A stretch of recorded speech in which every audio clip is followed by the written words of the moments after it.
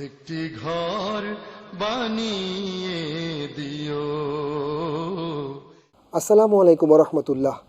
ATN বাংলার সুপ্রিয় দর্শক, দেশ এবং দেশের বাইরে থেকে অনলাইনে বা অফলাইনে যে যেভাবে আমাদের সাথে যুক্ত রয়েছেন সবাইকে স্বাগত জানাচ্ছি মেরিল্যান্ড হোমস লিমিটেড নিবেদিত রামাদান প্রতিদিন অনুষ্ঠানে, পাওয়ার্ড বাই ইনো হেলথ।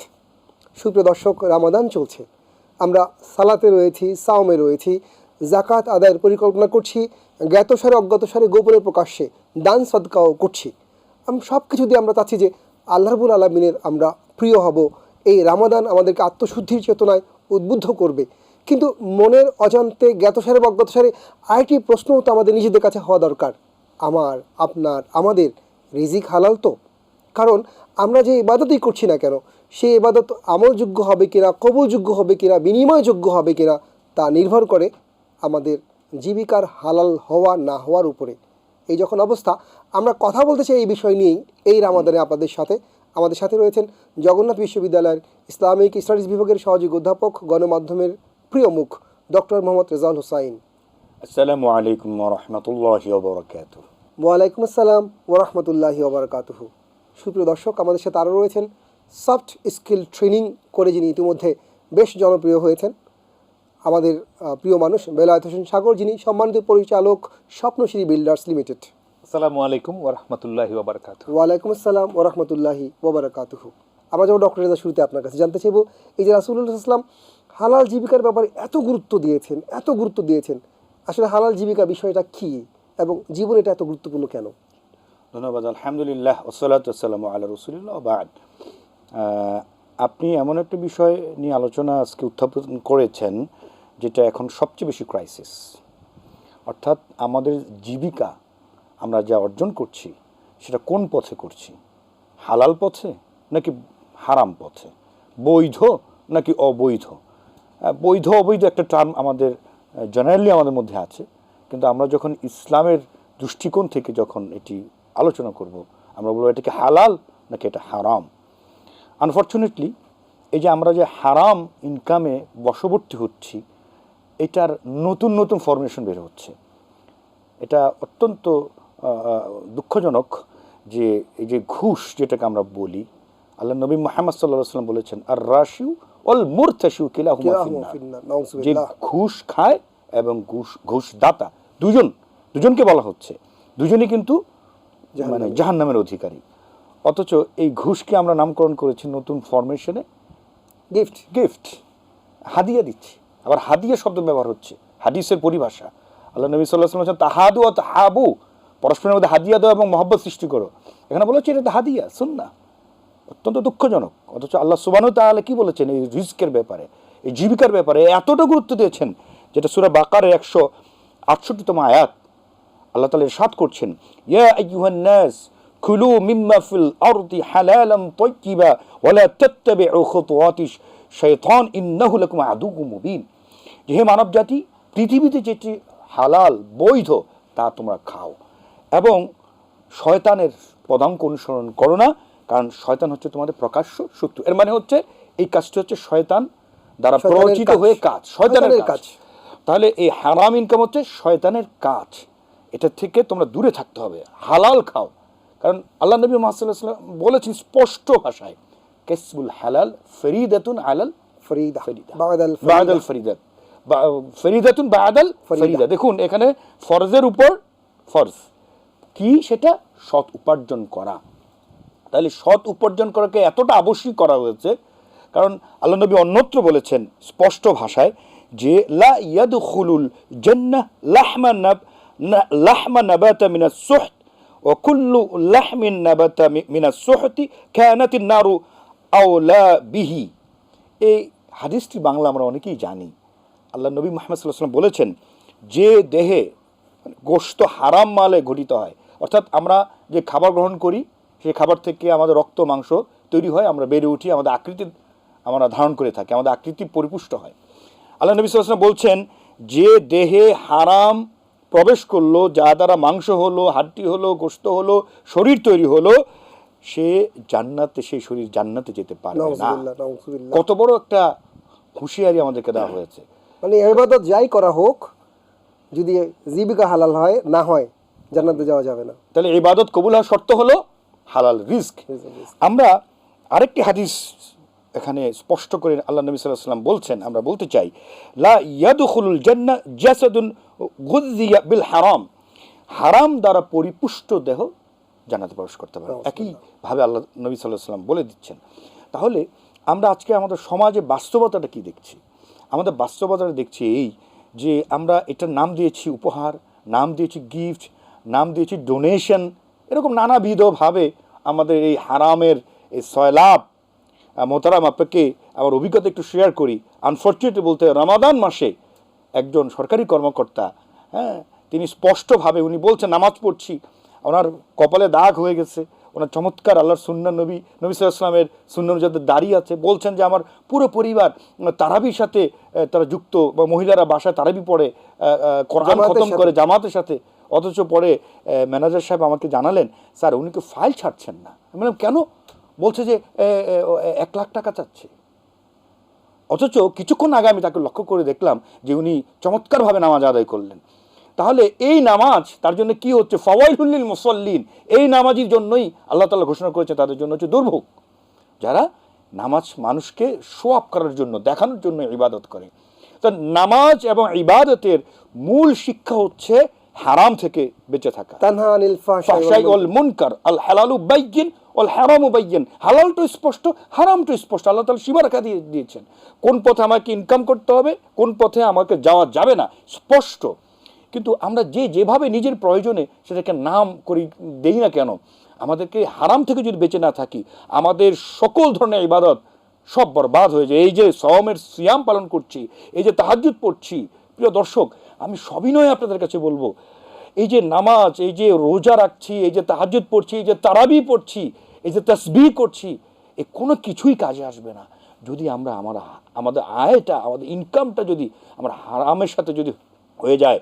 আমি বিনীতভাবে আমি সবার কাছে অনুরোধ রাখবো, এই রমাদান থেকে একটা শপথ আমরা নেই যে জীবনে আল্লাহ পাক যতদিন বেঁচে রাখে কোনো ধরনের হারামের সাথে থাকবো না। এটা ঘুষের সাথেও না, ইভেন সবচেয়ে আনফর্চুনেট বলবো যে সুদ, এটি হারাম। হালাল্লাহুল বাইআ ও হারামার রিবা, স্পষ্ট করেছেন আল্লাহ তাআলা যে এই সুদটা হচ্ছে হারাম। অথচ আমরা অনেকেই এই সুদের সাথে জড়িয়ে যাচ্ছি, নিজের ব্যবসা বাণিজ্যের মাধ্যমে হোক, বিভিন্নভাবে অর্থনৈতিক লেনদেনের মাধ্যমে হোক, আমরা এটাকে অবলীলায়, অথচ নামাজও পড়ছি, হজ করছি, যাকাতও দিচ্ছি, আবার পাশাপাশি সুদের সাথে জড়িত হচ্ছি। তাহলে এই যে হারামের সাথে যুক্ত হয়ে গেলাম, অথচ আবার ইবাদত বন্দেগী করলাম, অন্যান্য আল্লাহ তাআলা নির্দেশিত সব আহকামাতগুলোও করলাম। স্পষ্ট ঘোষণা যে এই কোনো ইবাদত আল্লাহর কাছে গ্রহণযোগ্য হবে না যদি ইনকামটা হালাল না হয়। সুতরাং আমরা যেন হুঁশিয়ার হয়ে যাই। অনেক ধন্যবাদ ডক্টর রেজা। সুপ্রিয় দর্শক, খুব ভয়ঙ্কর এই বিষয়টা যে আমরা আল্লাহ রাব্বুল আলামিনের প্রিয় হওয়ার জন্য আমাদের সময়কে বিনিয়োগ করছি, আমাদের চেষ্টাকে বিনিয়োগ করছি, মেধাকে বিনিয়োগ করছি এবং যোগ্যতাকে বিনিয়োগ করছি, অনেক কিছু ছাড়ও দিচ্ছি, কিন্তু আমাদের ইনকাম, আমাদের আয়, আমাদের জীবিকা হালাল না বলে তার কোনো কিছু আল্লাহর কাছে গ্রহণযোগ্য হচ্ছে না। এর চেয়ে দুর্ভাগ্যের আর কোনো কিছু হতে পারে না। আমরা এই নিয়ে আরও আলোচনা শুনবো, তার আগে জানবো ছোট্ট একটা বিরতিতে। আমাদের সঙ্গে থাকুন, ফিরছি শিগগির ইনশাআল্লাহ। সুপ্রিয় দর্শক, বিরতির পর ফিরে এলাম মেরিল্যান্ড হোমস লিমিটেড নিবেদিত রামাদান প্রতিদিন অনুষ্ঠানে, পাওয়ার্ড বাই ইনো হেলথ। আমরা শুনছিলাম জীবিকার হালাল হারাম প্রসঙ্গে। হালাল ইনকাম একটা টোটাল প্যাকেজ। আপনি যে জামাটি পড়ছেন, যে ঘরে থাকছেন, তার সব কিছুই তার হালাল ইনকামেই হতে হবে। আমরা যদি হালাল ইনকাম না করি, পদে পদে বিপদে পড়ব, নিজের কাছে, সন্তানের কাছে, সমাজের কাছে এবং ফাইনালি আখিরাতে। কী প্রতিক্রিয়া হয় হালাল উপার্জনে, কী প্রভাব পড়ে হারাম উপার্জনে, জানতে যাবো আপনার কাছে, যারা বেলাত হোসেন। আমাদের দর্শকদের জন্য একটু এই ব্যাপারটি পরিষ্কার করে বলতে হবে। অনেক ধন্যবাদ। মহিমান্বিত একটা রাতে একটা সুন্দর বিষয় নিয়ে আমরা আলোচনায় বসেছি যে আমাদের জীবিকা হালাল কিনা। দেখেন, আমরা বেঁচে থাকার জন্য প্রত্যেকটা মানুষ, আমরা যারা সক্ষম, কর্মঠ, আমরা কোনো না কোনো পেশার সাথে আমরা জড়িয়ে নিয়েছি নিজেকে, আমাদের উপার্জন করতে হয়। তো যেহেতু হালাল রোজগারের বিষয়টা আজকে আমরা আলোচনা করছি, আমাদের অবশ্যই শুরুতে যে প্রফেশনে আছি সে প্রফেশনটা বা যে পেশায় আছে সেটা হালাল কিনা সেটা আমার মনে হয় সবার আগে আলোচনায় নিয়ে আসা উচিত। এবার আসেন, আমরা সবাই হালাল প্রফেশনে থাকি, কিন্তু আমার ওখান থেকে ইনকামের পদ্ধতিটা হালাল কিনা সেটা কিন্তু আলোচনার বিষয়। আমরা করি কি, খুব ভালো জায়গায়, ভালো প্রতিষ্ঠানে ভালোভাবে যুক্ত হয়েছি, কিন্তু আমি ওখানে আমার টার্মস অ্যান্ড কন্ডিশনের বাইরে গিয়ে আমি অসৎ উপায়ে কিছু ইনকামের চেষ্টা করি, অথবা ডিউটি সেটাই করছি। হ্যাঁ, এটা আবার দুটো কারণে হয়। একটা হচ্ছে হয়তো ওখানকার পরিবেশ এমন যে ওখানে এখনকার প্রেক্ষাপটে যা দেখছি আর কি, আমরা আমাদের চারপাশের অবজারভেশন থেকে, যে পরিবেশটাই এমন, ওখানে আসলে সুস্থ কোনো পরিবেশ নেই, ওখানে গেলে সে পরিবেশ দ্বারা তাড়িত হচ্ছে। আর আরেকটা হচ্ছে যে আমার ভেতরে মোহ, আমার মানে কোনো কিছু সম্প্রাপ্তির ব্যাপারে একেবারে আগ্রাসী হয়ে যাওয়া, যে এটা আমি চাই, এটা উনার আছে আমার নাই কেন, এই যে লোভ, সম্পত্তির পাহাড় তৈরি করা, এই প্রক্রিয়াটার কারণে আমরা কর্মস্থলে আস্তে আস্তে হারাম ইনকামের দিকে ঝুঁকে পড়ি। এর দুটোরই নেগেটিভ প্রভাব আবার আমাদের ব্যক্তি জীবনে, পারিবারিক জীবনে, সামাজিক জীবনে, এবং আপনি যেটা যুক্ত করলেন যে আখিরাতেও এটার অনেক বড় শাস্তির ব্যবস্থা রয়েছে। তো আমি যেটা বিশ্বাস করি সেটা হচ্ছে প্রথমত আমরা যে যে পেশায় আছে, যে যে কাজই করি, আমাদের পছন্দ করা উচিত যে ওই কাজটা সঠিক কিনা, হালাল কিনা। পেশাটা যেমন হালাল, ব্যবসাকে আল্লাহ হালাল করেছেন, সেটা যদি মাদকের ব্যবসা হয়, রাইট, হ্যাঁ, বৃত্তি অনেক রকমের, যেমন পতিতা বৃত্তি, তো এটাকে তো আমরা হালাল বলতে পারবো না, এটা হারাম। তো তাহলে আমরা যে প্রফেশনে আছি সেটা, এবং আমি কোন প্রক্রিয়ার মধ্যে, পতিতা বৃত্তি হারাম বলছি কিন্তু ফাইল আটকে ঘুষ খাচ্ছি, হালাল পেশায় গিয়ে অবৈধভাবে ইনকাম করছি, দুটোকে আপনি কি ব্যাখ্যা করবেন? আপনি একটু আগে বা আমাদের শ্রদ্ধ রেজা ভাইও তার আলোচনায় এই কথাই বলেছেন যে আল্লাহ পবিত্র কোরআনে পরিষ্কার করে তাদের শাস্তির কথা বলেছেন, সুদের সম্পর্কে বলেছেন, ঘুষের সম্পর্কে বলেছেন, কাউকে অন্যায়ভাবে শোষণ করা, কাউকে মানে কোন রকম জিম্মি করে টাকা আদায় করা, প্রতারণা করা, এসব মানে ভেজাল দিয়ে। হ্যাঁ, আর উপার্জন আমরা যে কোনো ওয়েতে করতে পারি। রাস্তায় অনেক সময় অনেকে ছিনতাই করে, অনেকে চুরি বা অসৎ উপায় অবলম্বন করে, সেও ইনকাম করছে, কিন্তু ইনকাম করা কিন্তু সব না, ইনকামটা হালাল কিনা, বৈধ কিনা, সেটার ইম্প্যাক্ট কিন্তু আমার ব্যক্তিগত জীবনে পড়বে। আমরা হয়তো অনেক সময় দুনিয়ার মোহে পড়ে বুঝে উঠতে পারি না, অনেক চাকচিক্যের দিকে ধাবিত হয়ে অনেক আলিশান জীবনযাপনের জন্য আমরা অসৎ উপায় অবলম্বন করে হারাম জীবিকার দিকে চলে যাই, কিন্তু এই হারাম জীবিকা আসলে শান্তি দিতে পারে না।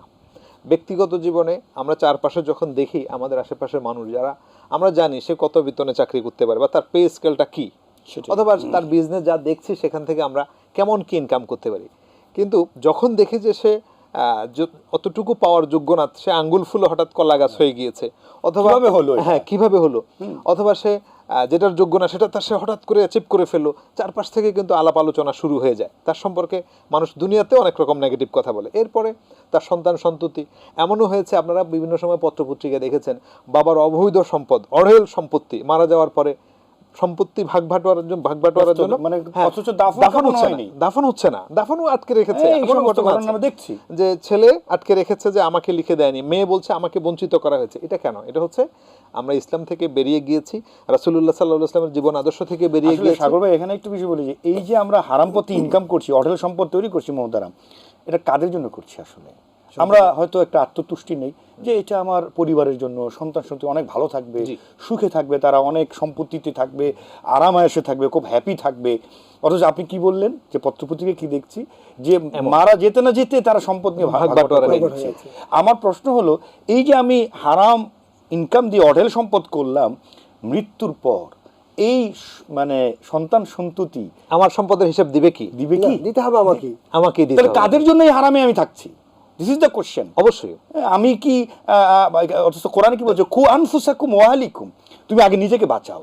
আমি এই যে হারাম ইনকাম করছি, প্রিয় দর্শক, এটা দায় কিন্তু আমার স্ত্রী নিবে না, এটা কিন্তু সন্তান সন্ততি নিবে না। তখন কিন্তু কিয়ামতের দিন তারা বলবে যে আমাকে তিনি তো হালাল ইনকামে আমাকে অভ্যস্ত করেন না, আমাকে হালাল খাওয়াননি। এই জন্য ভাই যেটা বললেন, আমাদের শ্রদ্ধেয় ইব্রাহিম খলিল ভাই, যে আমরা যেখানে যেভাবে ইনকাম করি না কেন, সেটা যদি ব্যবসা হয়, সেখানে আমি যে অর্থ বিনিয়োগ করবো সেটা হালাল পথে উপার্জিত কিনা, সেটা যদি হালাল পথে উপার্জিত হয় সেটা খুব জরুরি। পাশাপাশি আমার শ্রম, মেধা, আমার সময়, সবকিছু যদি সহি শুদ্ধভাবে আমি বিনিয়োগ করে উপার্জন করতে পারি এবং সঠিক পেশা থেকে, আমি বিশ্বাস করি এটা আমার হালাল রোজগার। নিঃসন্দেহে। অনেক ধন্যবাদ। সুপ্রিয় দর্শক, আমরা শুনছিলাম আমাদের জীবিকা হালাল কিনা, এই আত্মজিজ্ঞাসার একটা চমৎকার আলোচনা। আমরা আরও শুনবো, তার আগে যাবো ছোট্ট একটা বিরতিতে। কোথাও যাবেন না, থাকুন আমাদের সঙ্গে, ফিরছি শিগগির ইনশাআল্লাহ। সুপ্রিয় দর্শক, বিরতির পর ফিরে এলাম মেরিল্যান্ড হোমস লিমিটেড নিবেদিত রামাদান প্রতিদিন অনুষ্ঠানে, powered by Uno health. Doctor Reza, আপনার কাছে একটু জানতে চাইবো যে আমরা যদি আসলে হালাল জীবিকা উপার্জন করতেই চাই, কি প্রক্রিয়া অবলম্বন করা আমাদের উচিত, কি পদ্ধতিতে আমাদের যাওয়া দরকার? জি, ধন্যবাদ। আমি প্রথমে কোরআনের সূরা বাকারার 172 আয়াতটি উদ্ধৃত করতে চাই। আল্লাহ সুবহানাহু ওয়া তাআলা ইরশাদ করছেন, ইয়া আইয়ুহাল্লাযীনা আমানু কুলু মিন তাইয়্যিবাত মা রাযাকনাকুম, তোমরা একেবারে পবিত্র হালাল থেকে তোমরা আহার গ্রহণ করো, তোমার খাবার খাও। এর ছাড়াও আরেকটা আয়াত এখানে উদ্ধৃত করতে চাই, সূরা মুমিনুনের 51 নম্বর আয়াত। আল্লাহ সুবহানাহু ওয়া তাআলা ইরশাদ করছেন, ইয়া আইয়ুহার রাসূল কুলু মিনাত তাইয়্যিবাত ওয়া'মালু সালিহা ইন্নী বিমা তা'মালুনা আলিম। আল্লাহ তাআলা বলছেন, হে রাসূলগণ, তোমরা পবিত্র বস্তু থেকে আহার গ্রহণ করো এবং আমলে সালেহ করো, তোমরা যা করো সেই সম্পর্কে আল্লাহ সুবহানাহু ওয়া তাআলা সবিশেষ অবহিত। এর মানে হচ্ছে যে এই যে আমরা কিভাবে ইনকাম করি, কোন পথে করি, এগুলো সব আল্লাহ জানেন। নিঃসন্দেহে। হ্যাঁ, আমরা এই যে রমাদানে এই যে সিয়াম সাধনায় ব্রত আছি, আল্লাহ নবী কি বলেছেন, যে খারাপ কথা এবং খারাপ কাজ থেকে বিরত থাকলো না, ফালাইসা লিল্লাহি হাজাত, মানে আল্লাহর কাছে এই যে রোজা পানাহার, এই যে কামাচার থেকে বিরত থাকার কোনো মূল্য আল্লাহর কাছে নেই, অর্থহীন। তাহলে একদিক দিয়ে আমি সিয়াম সাধনা করছি, আরেক দিক দিয়ে আমি মালে ভেজাল দিচ্ছি, আমি ওজনও কম দিচ্ছি, আমি মানুষের সাথে প্রতারণা করছি, আমি মানুষকে ঠকাচ্ছি, আগে থেকে মজুদ করছি। তারপর সাগর ভাই আর কয়েকটি বিষয় এখানে এনেছেন স্পষ্টভাবে, সেটা হচ্ছে যে আমি যেই পদ্ধতি ব্যবহার করছি, আমি হয়তো এমন একটা পেশায় আছি, যেমন ব্যবসা খুবই হালাল পেশা, এবং যে পেশার কথা ইসলামে অনেক বেশি উৎসাহ দেওয়া, শিক্ষকতার কথাই বলেন, আমি শিক্ষকতা আছে মহান পেশা, অথচ এই শিক্ষকতা আপনি আছেন, আমি আছি, আমরা যদি ছাত্রদের হক যদি ঠিক মতো আদায় করতে না পারি, ঠিক মতো যদি আমি পাঠদান না করি, আমি যদি তাদের হক নষ্ট করি, তাহলে এই ইনকাম আমার জন্য হালাল হবে না। যার কারণে যদি আমি মানবতার বা মানবীয় দুর্বলতার কারণে যদি আমি কোনো ধরনের যদি এমন মানে ব্যত্যয় করেও থাকি, একজন শিক্ষক হিসেবে আমার উচিত হবে যে ওই শিক্ষার্থীর কাছে ক্ষমা চেয়ে নেয়া, যে প্রিয় শিক্ষার্থীরা, আমি তোমাদের হক আদায় হয়তো করতে পারি, আমি চেষ্টা করেছি, কারণ এর জন্য যদি সেই শিক্ষার্থীরা আমাকে কিয়ামতের দিন ধরে, কোনো উপায় থাকবে না। এরকম প্রত্যেকটি প্রফেশনে দেখুন, আমাদের যদি রাষ্ট্রীয় যে বিভিন্ন পেশাগুলো ধরি, অনেক পেশা আছে যে পেশাগুলোকে সম্মানের, যে পেশাগুলো সেবার, অথচ সেখানে সেবার পরিবর্তে যেটা সাগর ভাই বললেন অসৎ উপায় অবলম্বন করি, তাহলে সেই পেশাটাকে কিন্তু আলটিমেটলি আমরা ছোট করছি। আমি একটু এ ফাঁকে আমার বাস্তব অভিজ্ঞতার কথা বলবো। এমন একজনকে, আমি সুনির্দিষ্ট পেশার কথা আমি বলছি না, যে সেখানে একটা ঘুষের সয়লাভ একটা অবস্থা, তিনি আমাকে হাফেজে কোরআন, তিনি আমাকে বলছেন যে আমি সেটা গ্রহণ করি না, আমার কাছে দিয়ে যায়, আমি সাথে সাথে বাইপাস করে সেটা অন্যদিকে দিয়ে দেই, কারণ আমি যদি সবার সামনে যদি সেটা করি, তাহলে আমার চাকরিটা নট হয়ে যাবে, আমি আমার ফ্যামিলি নিয়ে কোথায় যাব, কিন্তু ওই অর্থটুকু আমি অন্যদিকে ডাইভার্ট করে দিয়ে আমি সেটা গ্রহণ করি না। এই যে সে একটা পেশায় থেকে যে একটা জিহাদ করলো, সে সেটাকে গ্রহণ করলো না, অথচ এই টাকা নিয়ে কী করতে পারতো, এই ঘুষের টাকা নিয়ে সে হয়তো একটা ফ্ল্যাট কিনতে পারতো, একটা গাড়ি কিনতে পারতো, কিছু সম্পত্তি মালিক হতে পারতো, হয়তো কিছু স্বাচ্ছন্দ্যে কিছুদিন ফর দ্য টাইম বিং সে হয়তো তার লাইফটাকে লিড করতে পারতো। কিন্তু চূড়ান্তভাবে পৃথিবীতেও, পার্থিব জীবনও যদি হারাম ইনকাম হয়, সেটার ফল আল্লাহ তাআলা তাকে ভোগ করাবেন। এটাও মনে রাখতে হবে প্রিয় দর্শক, এটা শুধু আখিরাতে আল্লাহ তাআলা শাস্তি দিবেন না, এই পৃথিবীতেও যদি আমি হারাম ইনকাম করে থাকি, কোনোভাবে যদি আমার ইনকাম হারাম হয়ে যায়, তাহলে সেটার জন্য আল্লাহ তাআলা আমাদেরকে দুনিয়াতেও সেটা শাস্তি দিবেন। সেটা আমার ব্যক্তি জীবন হতে পারে, আমার পারিবারিক জীবনের মাধ্যমেও হতে পারে। সুতরাং এই রমাদানে আমরা যেন নিজেদেরকে, আপনি শুরুতে বলছিলেন যে আত্মশুদ্ধি করে নেই, আজকে থেকে এই শপথে যেন আমরা শপথ নেই যে সেটা হচ্ছে যে আমার ইনকাম হালাল হবে, ইনকাম কমও হলো, আমার রোজগার যদি কম হয়, হালালে বারাকা আল্লাহ অফুরন্ত বারাকা দিয়ে দিবেন। এটা আপনি নিশ্চিত থাকুন, বারাকা চলে আসবে আল্লাহ তাআলা পক্ষ থেকে। নিঃসন্দেহে বারাকার মাসে আমরা আছি। সুপ্রিয় দর্শক, আমরা একটু আপনার কাছে যেতে চাই, যেন বেলায়েত হোসেন, আপনি মানুষকে সবসময় ট্রেনিং দিয়ে থাকেন। আমরা হার্ট টাচিং কিছু কথা বলি, যারা আমরা হারাম জীবিকার মধ্যে রয়েছি, ফিরে আসবার একটা পথ যেন আমাদের হয়ে যায়। খুব সুন্দর একটা প্রসঙ্গ। দেখুন, রমজান মানে হচ্ছে আত্মসংযম, আত্মশুদ্ধি। আমাদের এটা একটা অনেক বড় সুযোগ জীবনে। আগামী রমজানে আমরা বেঁচে থাকবো কিনা জানি না। তো সুন্দর জীবন, একটা আদর্শিক জীবন গঠনের জন্য হালাল জীবিকার কোনো বিকল্প নেই, আমরা জানি।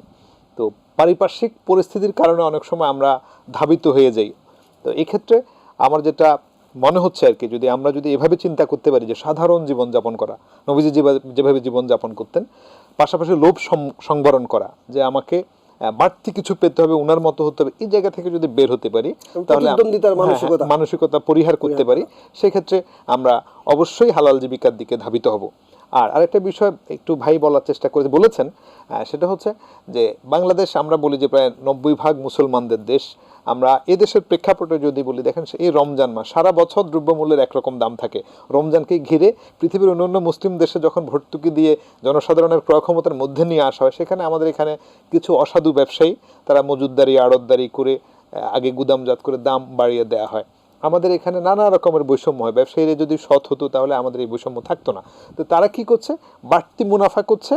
তো এই মুনাফা ব্যবসা যতই হালাল হোক, তাদের এই মানুষকে জিম্মি করে, রমজানকে উপলক্ষ করে জিম্মি করে টাকা রোজগার করা, মুনাফা করাতে কোনো প্রবলেম নেই, কিন্তু জিম্মি করে মুনাফা করাটা তখন সেটা আর হালাল রোজগারে থাকে না, সে মানুষকে শোষণ করছে।